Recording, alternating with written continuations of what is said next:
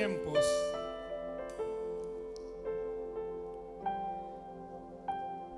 en que todo es a las millas, todo es rápido, todo tiene que ser rápido.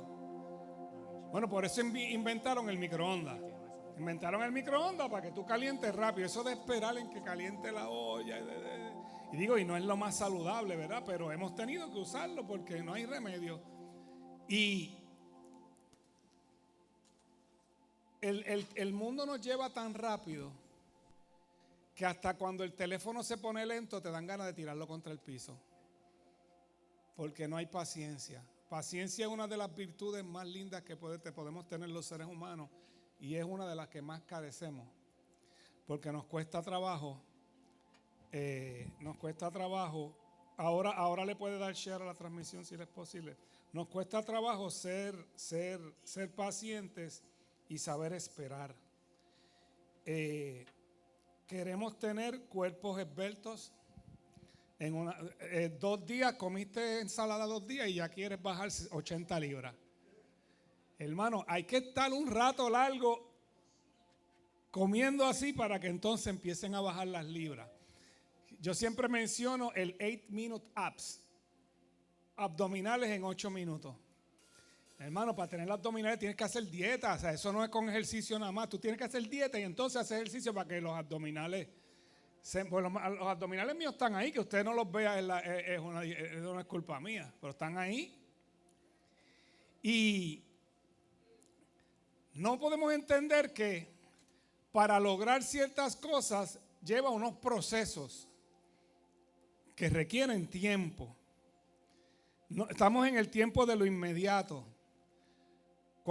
Si usted tiene que ir a renovar la licencia, usted tiene que practicar la paciencia de una manera y meterte en un sesgo y esperar. Y en las oficinas de los médicos ni te cuento. En la oficina de los médicos te dice, tu cita es a las 9 y tú llegas a las 8:30 y sales a las 12. Y tú dices, pero mi cita no. Y tú le dices, sí, pero es que habían citado 7 a las 9. Porque eso es lo que hacen, citan 7 a las 9. Entonces, en ese mundo en que nos ha tocado vivir,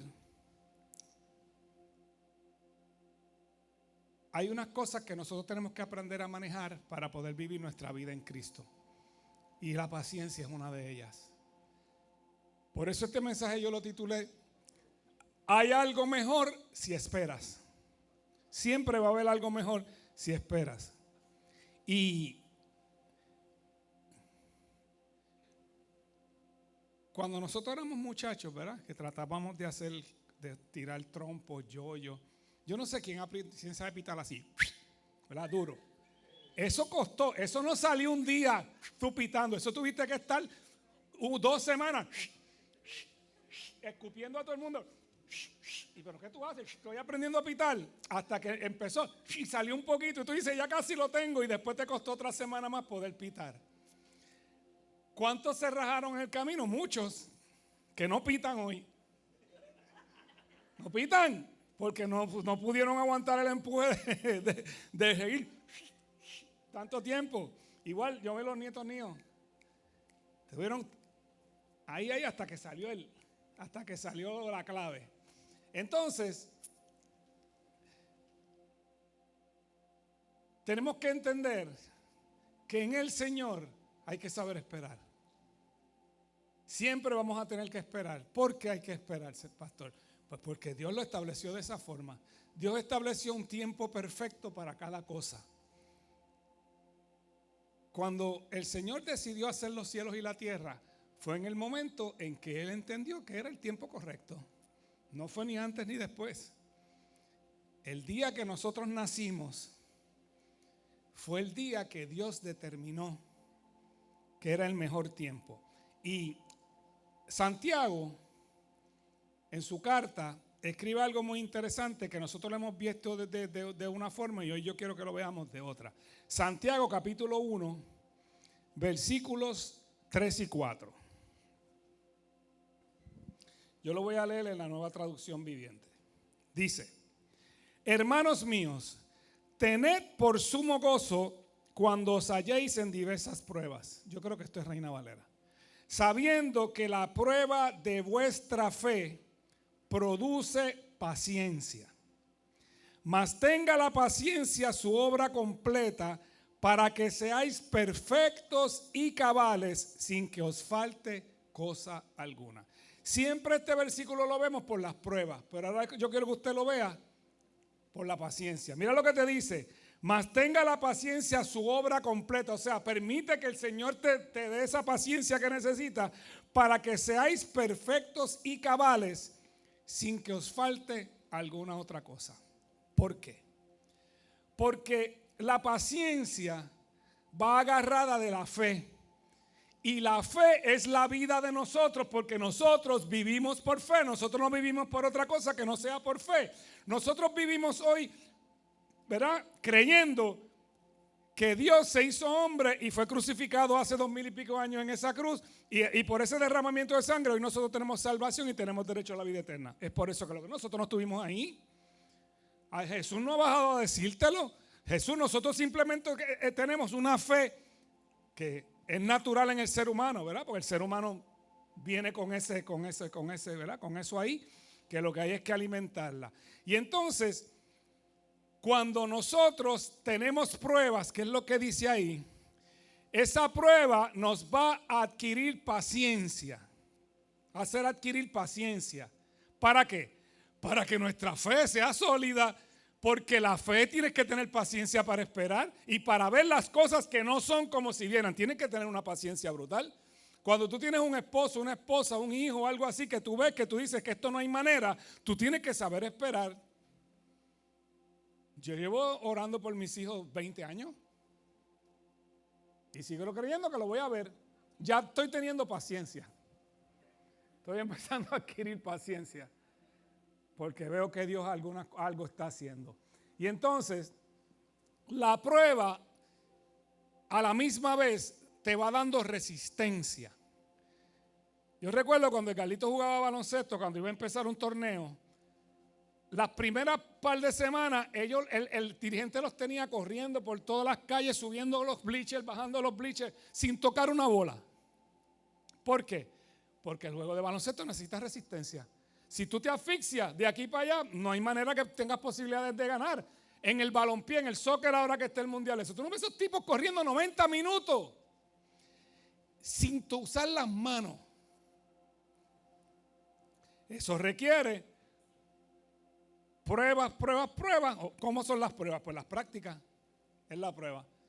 Hasta que vas adquiriendo la resistencia necesaria, el aire necesario y las piernas necesarias para poder resistir un juego tan fuerte como ese, que requiere tanta fortaleza física. Yo no sé si usted se acuerda, si usted es de menudo para acá, que habían unas bolitas de cerámica que uno hacía tac, tac, taca, taca, taca. ¿Te acuerdas de eso? Pues si usted aprendió a darle esa bolita, ¿sabes todos los golpes que te diste antes de que sonara, de que eso estuviera un rato ahí? Eso eran golpes y moretones en los brazos y tú, ¡ay! Pero seguías porque tú querías lograrlo. Y después te la pasabas de mano, te la pasabas por la espalda, pero costó tiempo, esfuerzo y resistencia. Tuviste que resistir los cantazos de las pelotitas esas. Yo me acuerdo, todavía siento los bolazos esos en los brazos. Y a medida que vamos teniendo situaciones y pruebas para resistir, vamos adquiriendo la experiencia. ¿Cómo?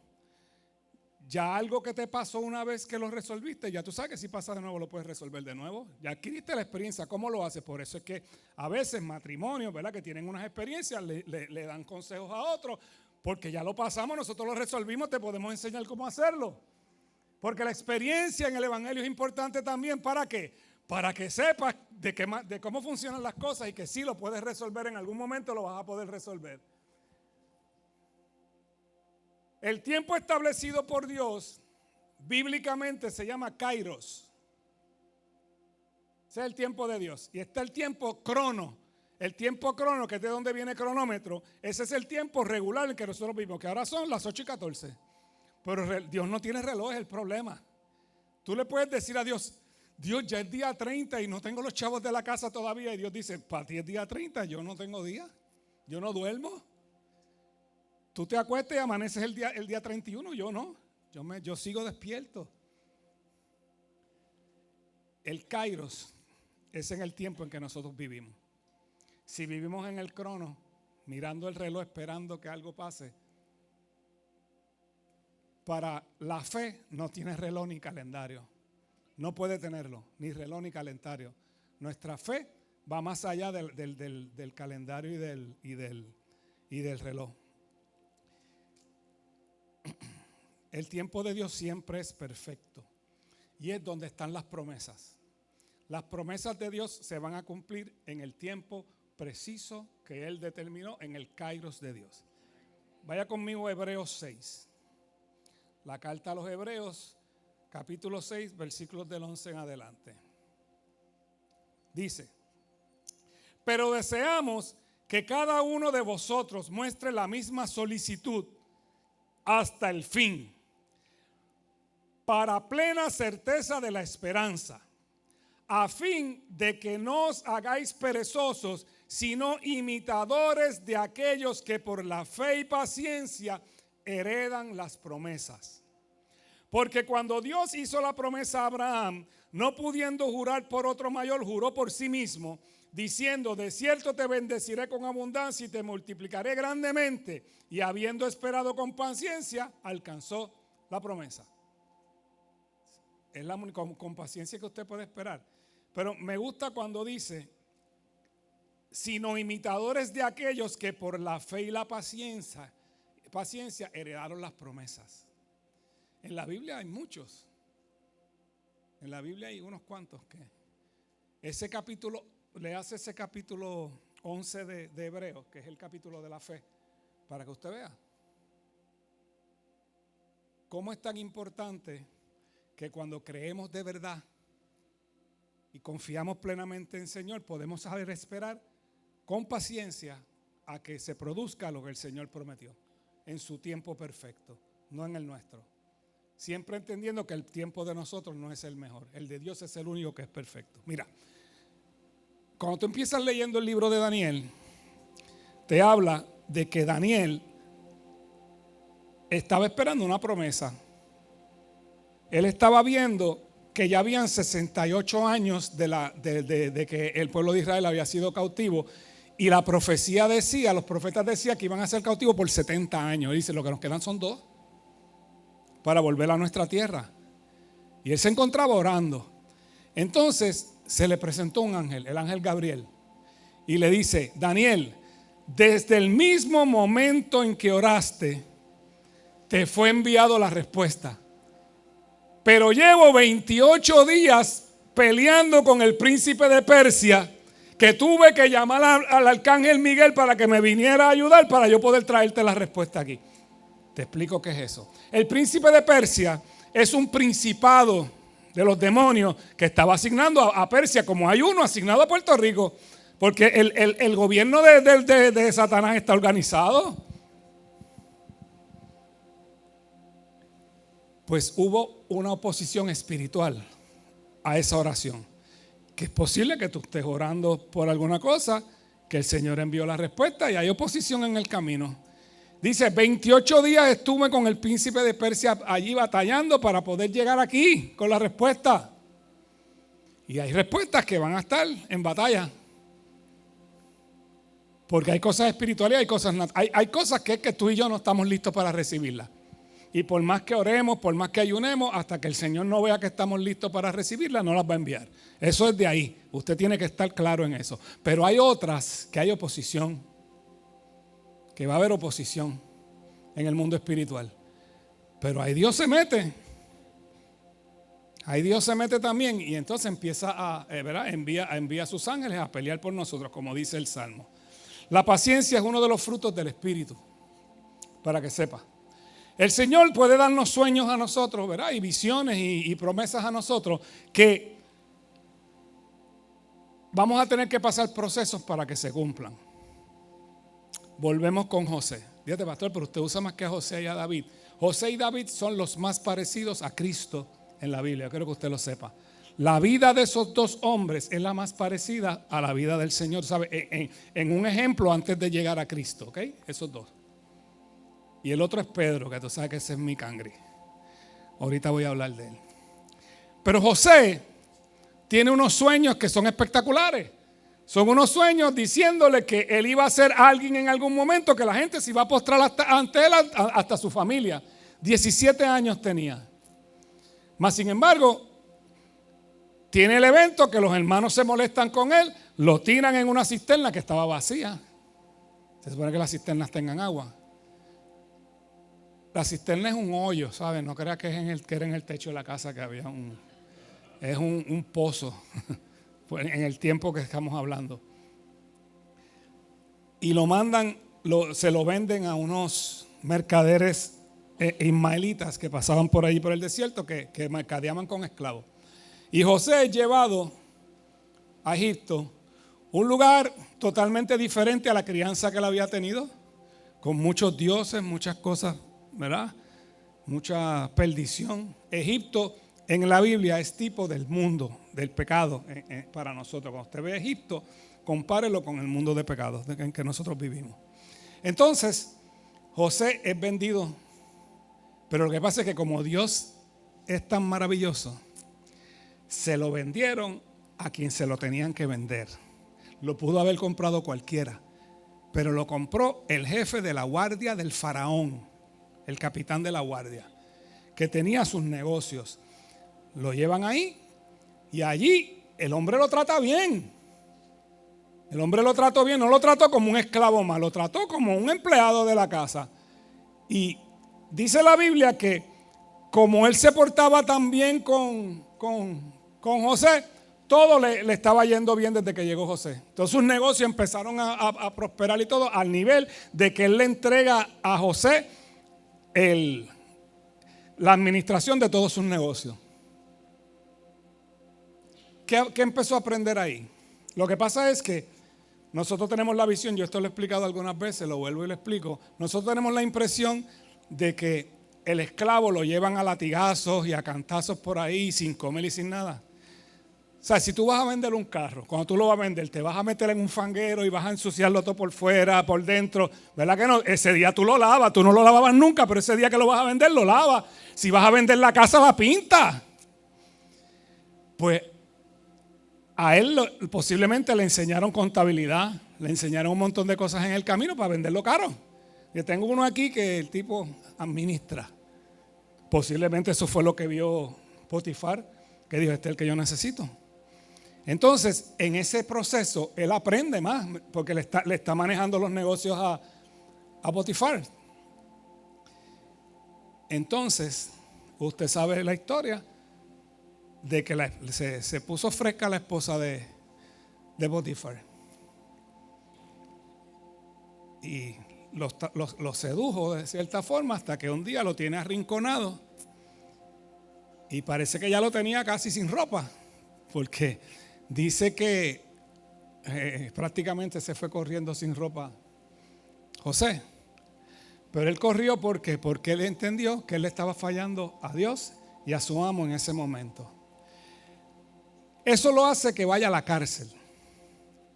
Mira los procesos de Dios. Primero, esclavo. Segundo, preso. Entonces tú empiezas a decir, pero espérate, Señor, pero ven acá, y esos sueños que tú me diste, ¿qué eran? O sea, eso fue el diablo que me puso esos sueños a mí en la cabeza. Entonces, el tiempo en la cárcel, yo no quiero imaginarme una cárcel en Egipto, cómo puede haber sido. Pero el tiempo en la cárcel, José también manejó de tal forma que lo pusieron a cargo de la cárcel también. El tipo tenía algo que el Señor puso en él que bendecía donde quiera que llegaba. Pero entonces llegan dos de los sirvientes del rey, el panadero y el copero. Usted sabe que el copero es el que prueba todo lo que se va a tomar o beber o comer el rey o el faraón, para que no esté envenenado. Si traía veneno, se envenena el copero. Y obviamente el panadero es el que cocina los panes. Entonces, Dios pone un sueño en esos dos hombres. Porque tú tienes que entender que cuando Dios está trabajando para ti en algo, Dios va haciendo cosas alrededor que tú no te das cuenta. Tú no te estás dando cuenta hasta que ocurre el evento. Cuando te ocurre el evento dices, ahora sí que qué suerte tuve. Que estaba esa persona ahí ese día, ¿sí? ¿Tú crees que llegó de casualidad o que Dios lo puso ahí? Ahí es donde tú tienes que estar. Entonces, el sueño era, si no me acuerdo bien los sueños de los dos ahora. Vamos, el sueño no son importantes. Usted tiene esa asignación de leerlos ahora. La cuestión es que los sueños que cuando José se lo cuentan a José, José se los interpreta y le dice al panadero, bueno, primero dice al copero, el sueño tuyo lo que quiere decir es que tú vas a volver de nuevo con el faraón a trabajar. Y el panadero, a ti es que tú te quedan 2 días de vida, brother, 2 o 3 días de vida, tú no vuelves Y así mismo fue. Se lo llevaron a los dos, restituyeron al copero, pero limpiaron al panadero. Entonces, cuando se va a ir el copero, José le dice, acuérdate de mí cuando llegues allá, háblale de mí al faraón. ¿Tú sabes cuánta gente tú le dices, acuérdate de mí? ¿No? Y no se acuerdan. No se acordó. Pero como Dios en su fidelidad, 2 años más tarde, Dios pone unos sueños en el faraón. No fue casualidad. Dios puso los sueños en el faraón. Lee. Y ninguno de los sabios le pudo resolver. Entonces ahí el copero dice, mira, hay un muchacho en la cárcel. Pero la pregunta que yo te quiero hacer antes de seguir aquí es, ¿tú crees que José haya tenido que tener paciencia durante todo este tiempo? Van 17 años, hermano, que él está, desde que lo vendieron los hermanos, lleva 17 años.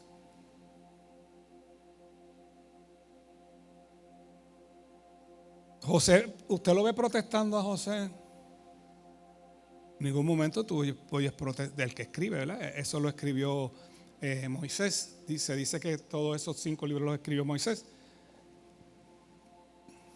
No hay nada escrito de protesta de él. Pues entonces llega el momento, pero José glorifica a Dios. Le dice, yo no te los puedo adivinar. Adivinar no, interpretar. Pero el Dios que yo le sirvo sí los puede interpretar, dame break. Y los interpretó. Ustedes saben, las vacas gordas, las vacas flacas. Y entonces el faraón, él le dice, ¿y qué tú crees que se debe hacer? Él le explica, pues se debe coger y ahorrar durante los primeros 7 años que van a ser buenos. Y para que tengamos los 7 años, ¿y quién yo voy a poner a hacer eso? Y él determina que José lo va a hacer.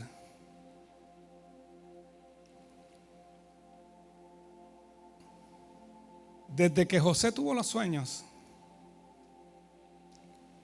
José se convirtió en el segundo, después, solamente Faraón estaba por encima de él en Egipto, en el imperio más poderoso del mundo, en ese tiempo. Y todo, poquito a poco, en un proceso, José tuvo que aprender a administrar para llegar allí. Toda la experiencia que tuvo durante el desierto y durante esos años con Potifar y en la cárcel, porque él administró la cárcel también, lo sirvieron después para administrar Egipto. Y fue éxito total. Los 7 años de bonanza y los 7 años de escasez que iba a haber.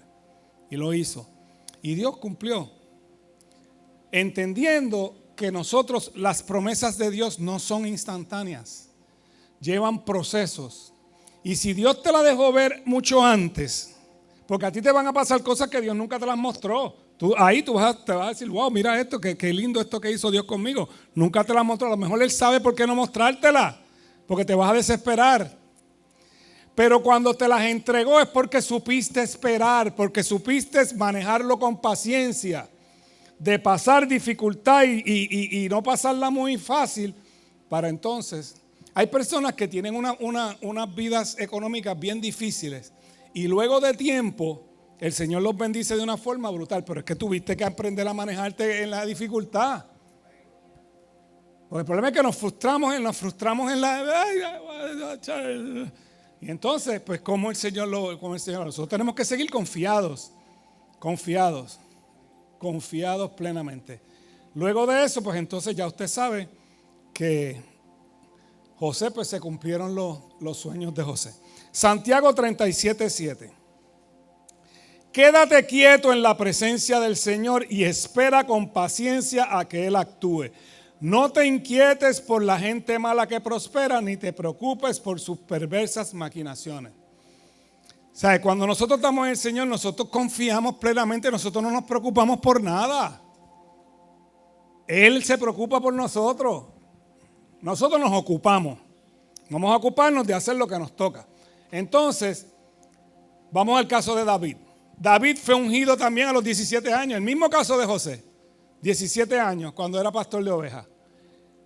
Entonces, si ahora te dicen a ti, ahora vas a ser el rey de Inglaterra, tú te vas para allá ahora, coges un avión y te vas a Buckingham aquí. Mira, a mí me ungieron, vengo aquí.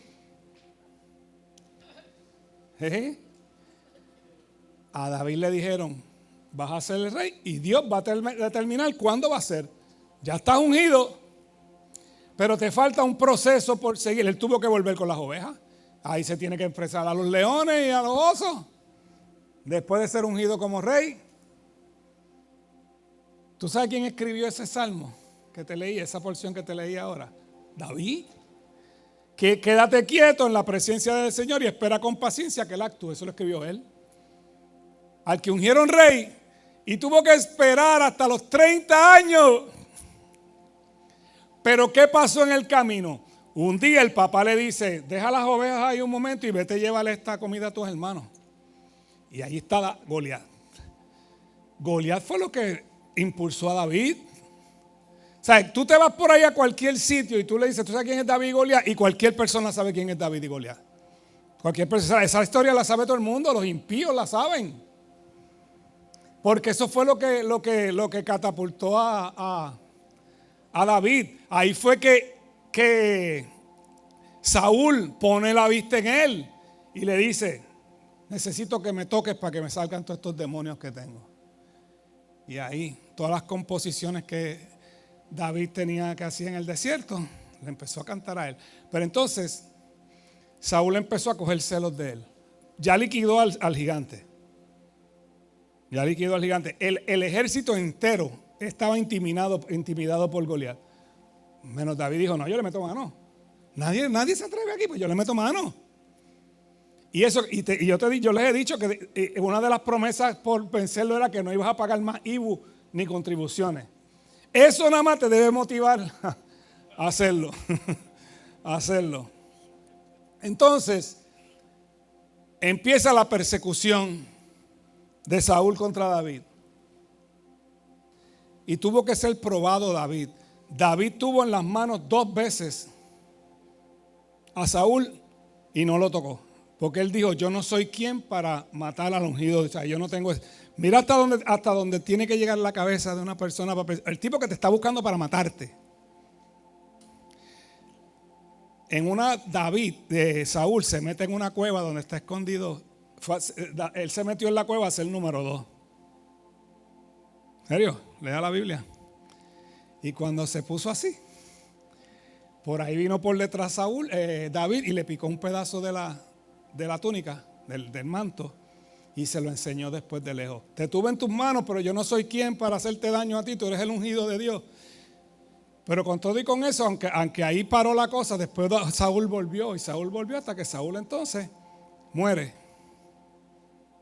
Bueno, porque mataron a Jonatán, a su hijo, y él dice la Biblia que él pidió que uno de sus soldados lo matara a él. Y ahí entonces es que viene a ser rey David, después de pasar todas esas vicisitudes, a los 30 años igual que José. ¿A qué edad apareció Jesús? Se le digo, tiene que analizar todo eso. Mira lo que escribió David también en el Salmo 27, 14. Dice, espera con paciencia al Señor, sé valiente y esforzado. Sí, espera al Señor con paciencia. Yo lo que espero es que usted salga de aquí hoy, que los desesperos que usted pueda tener, como cualquiera lo podemos tener, usted entienda que hay que tener paciencia porque el Señor lo va a hacer. Y porque eso es lo que fortalece tu fe. Eso es lo que fortalece tu fe. Cuando esperas y ves que Él cumple. Y eso te va dando experiencia y experiencia de que no, ya yo confío, yo confío en el Señor. Fácil confío en el Señor.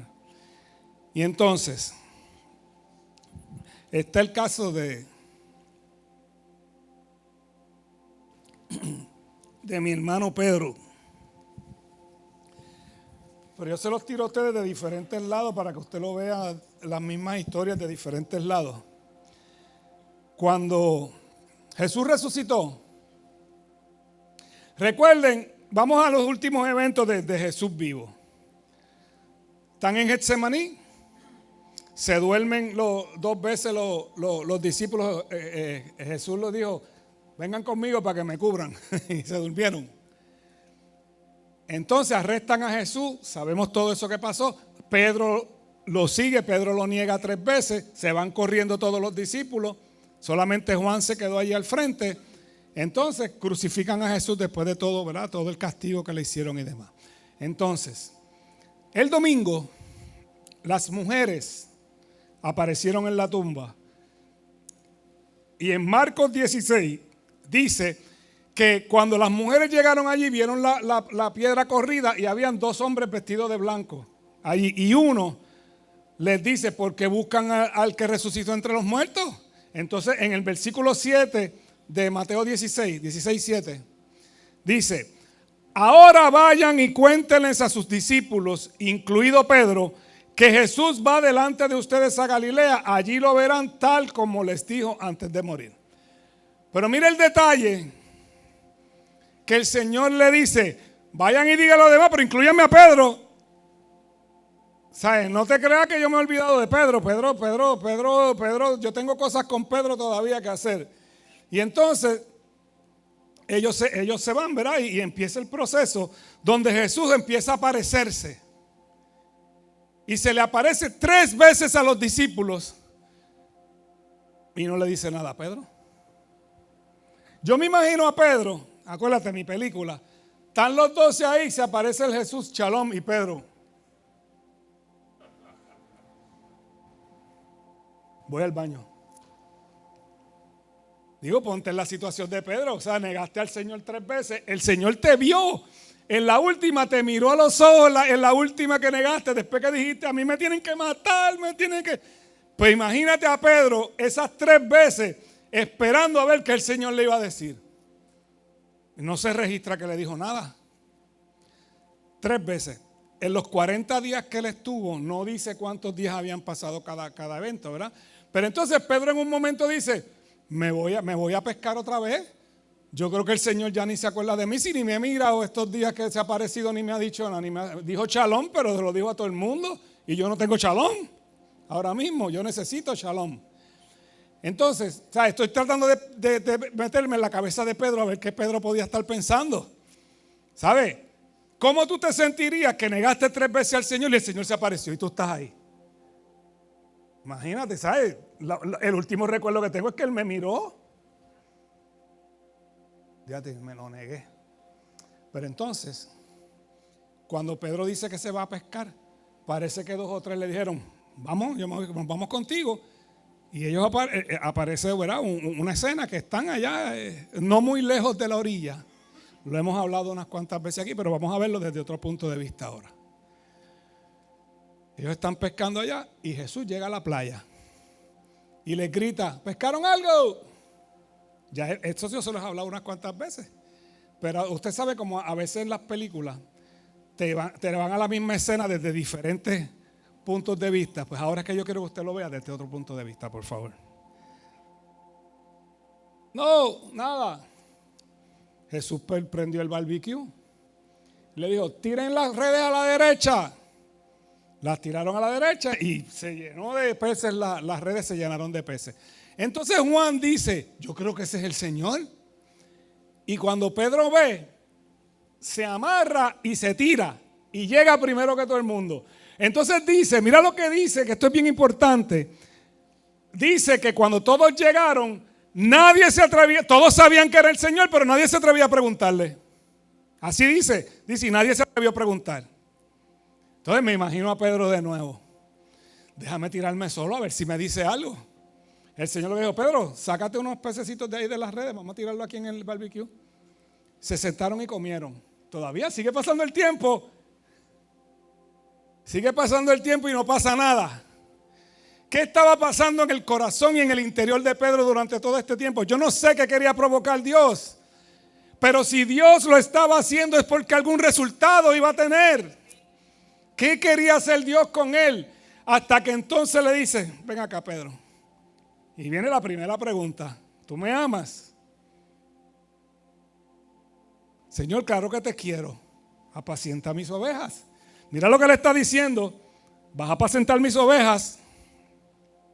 Te he preparado para este tiempo. Pedro, ¿tú me amas? Por segunda vez. Sí, Señor, yo te quiero.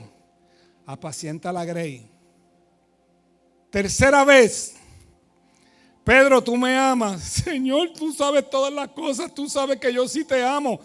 ¿Qué estaba buscando Jesús en Pedro? No sé, yo no te lo puedo explicar. Pero yo sé que algo estaba logrando, algo estaba ministrando a su interior, al interior de Pedro ahí. Lo estaba preparando. Y todos esos, yo no sé si ese fue el día antes de subir al cielo, es que no dice. A lo mejor fue el día 39 antes de irse. ¿Qué hizo con Pedro? Entonces lo lindo es que después se lo lleva y le va explicando de qué forma va a morir.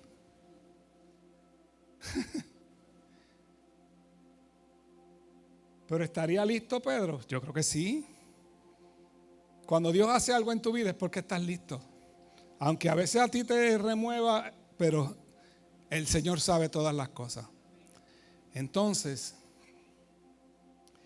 eso me llevó después a pensar que en Lucas 22, recuerda esto que pasó. El Señor le dice, todavía no leas eso, el Señor le dice, Pedro, Dios me los ha pedido a ustedes para zarandearlos como al trigo, pero yo estoy intercediendo por ti para que no te parte la fe. Entonces dice, pónmelo ahora.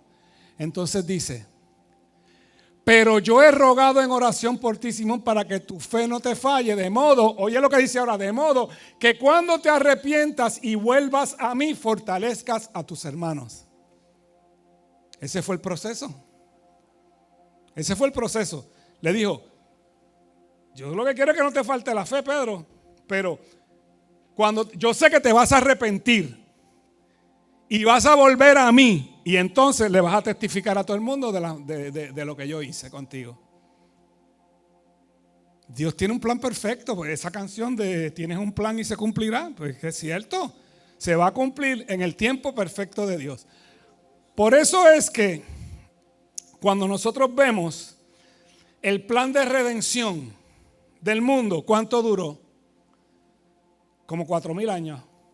Desde Génesis 3:15, que de la simiente de la mujer iban a nacer uno, hasta que nace Jesús, se pasaron como 4,000 años.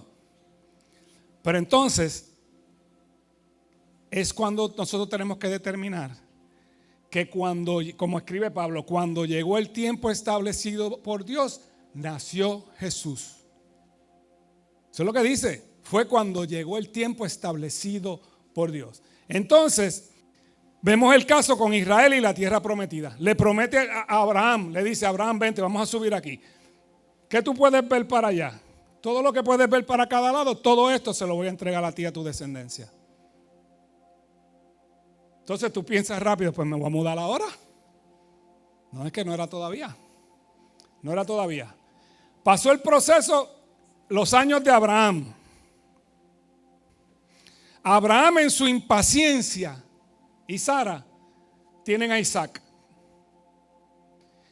Y Isaac hoy todavía se está pagando el precio por la impaciencia de Sara y Abraham, el pueblo árabe. No por el pueblo árabe, ¿verdad? Sino estos musulmanes radicales que están en contra de Israel y quieren destruir a Israel. Ellos quieren acabar con Israel todos los que los rodean. Pasa Abraham, pasa Isaac, pasa Jacob y 430 años en el desierto de esclavos en Egipto. 430 años de esclavos en Egipto y tú dices, pero ¿y la tierra prometida qué pasó? No estaban listos. Aún así, cuando Dios saca al pueblo de Israel de Egipto, mira lo que dice en Éxodo 13:17. Dice: cuando por fin el faraón dejó salir a los israelitas, Dios no los guió por el camino principal que atraviesa el territorio filisteo, aunque esa era la única ruta, era la ruta más corta a la tierra prometida. Dijo Dios: si los israelitas llegaran a enfrentar una batalla, podrían cambiar de parecer y regresar a Egipto. Por eso Dios los hizo dar un rodeo por el camino del desierto hacia el Mar Rojo. Así los israelitas salieron de Egipto como un ejército preparado para la batalla. Mira hasta donde Dios te cuida y a mí me cuida. Que aunque sea el camino un poquito más largo, te voy a llevar por el lugar menos peligroso. Tú lo puedes ver largo, tú lo puedes ver larguísimo, pero es el menos peligroso. Porque Él no quiere que tú vuelvas para atrás. Dios, ¿van a virar? Si los conozco, yo conozco a esta gente. Pues entonces, el pueblo de Israel va al desierto y aún no estaban listos. Hubo que esperar 40 años más a que toda esa generación que tenía mentalidad de esclavo fuera quitada y la generación joven entonces fuera la que entrara a Israel. De ahí iba a ser sus ejércitos y sus gobernantes y todo lo que Dios, los planes que Dios tenía con Israel. Entonces, Jesús nos dice a nosotros que no nos afanemos por nada. Que sean conocidas nuestras peticiones solamente ante el Señor. No te afanes. Habla con el Señor y pide lo que tú necesites. Y el Señor decidirá lo que te da. Siempre lo que nos conviene y siempre lo que podemos manejar. Yo siempre les he dicho que si tú no sabes manejar $100, Dios no te va a dar 1,000. No te los va a dar.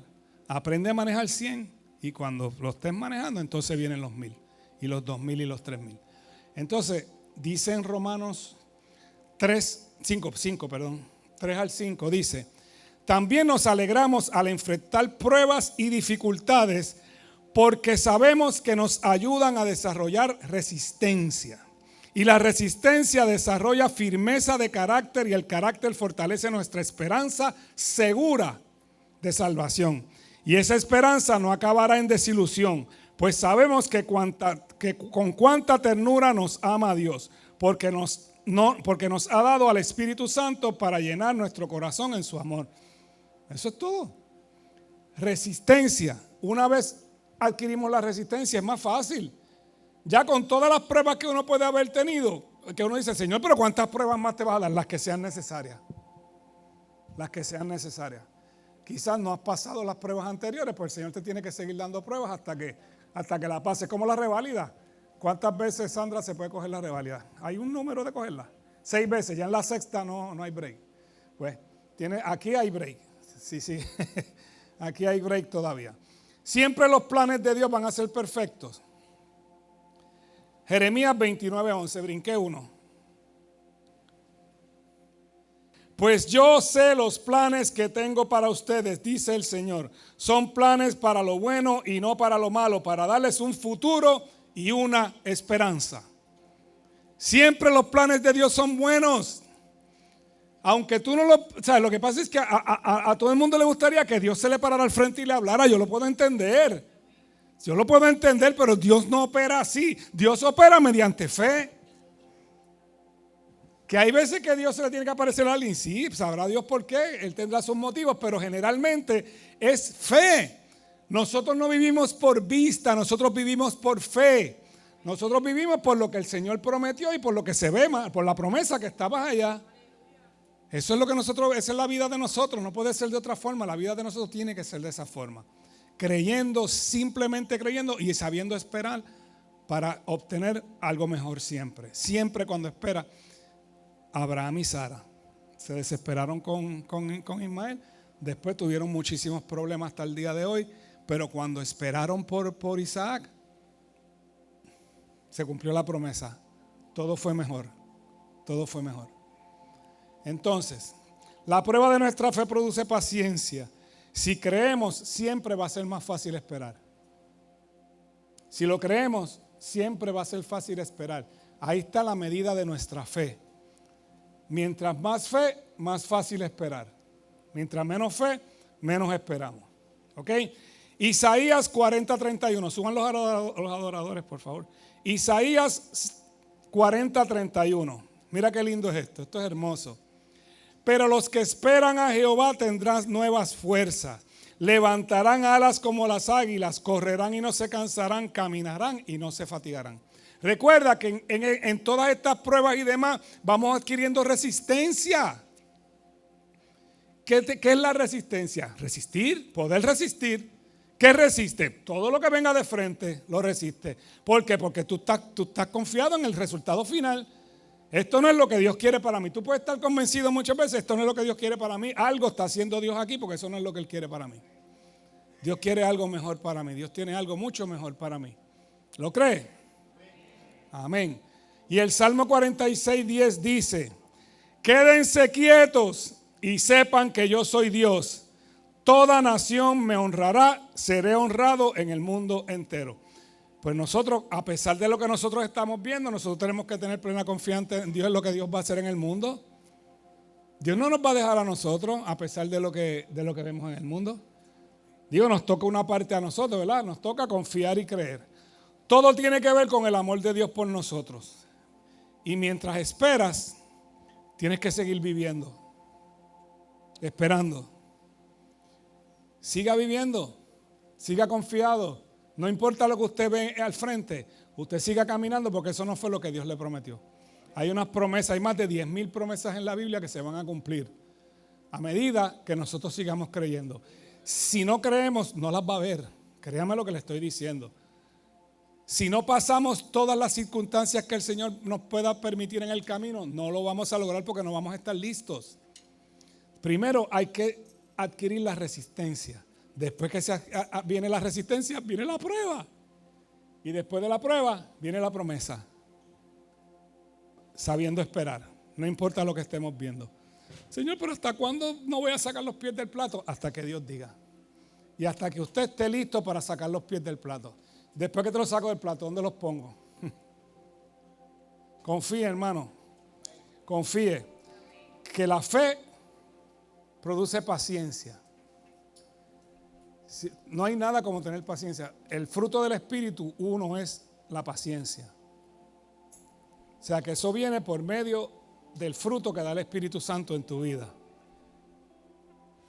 Que te permite tener la sabiduría para manejar cada situación que te ocurre en la vida. Y tú sin miedo la vas a enfrentar, sabiendo que estás más cerca de la promesa. A medida que vas pasando todas estas etapas, te das cuenta que estás más cerca de la promesa. ¿Ok? Incline su rostro un momentito, por favor.